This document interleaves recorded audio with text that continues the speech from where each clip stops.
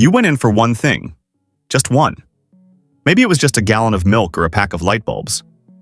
But 20 minutes later, you're standing at the checkout with a cart full of items you didn't even know existed. A new candle, a set of pillows, and 3 bags of snacks. You didn't lose your mind. You were just a victim of the Gruen Effect. Stores are designed like psychological mazes to shut down your logic and open your wallet. Today, we're uncovering the mystery of how your brain is manipulated every time you go shopping.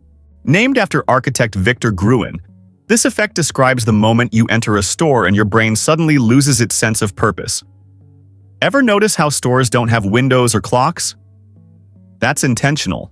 By blurring the line between day and night, stores disconnect you from the outside world.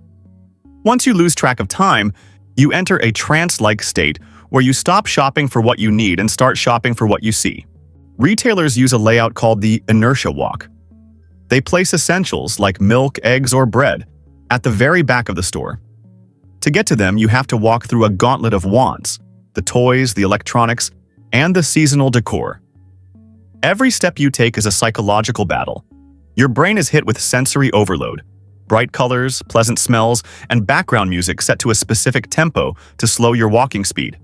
The slower you walk, the more you buy. In the USA, this is famously called the Target effect. It starts at the very front of the store with the dollar spot or bullseye's playground.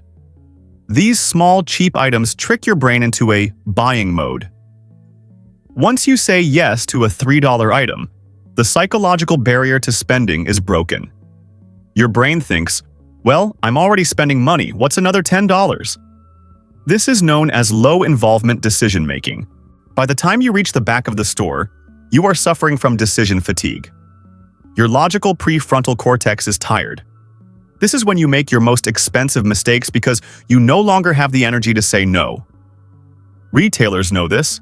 That's why the impulse buys like candy and magazines are right at the checkout, the moment when your willpower is at its absolute lowest.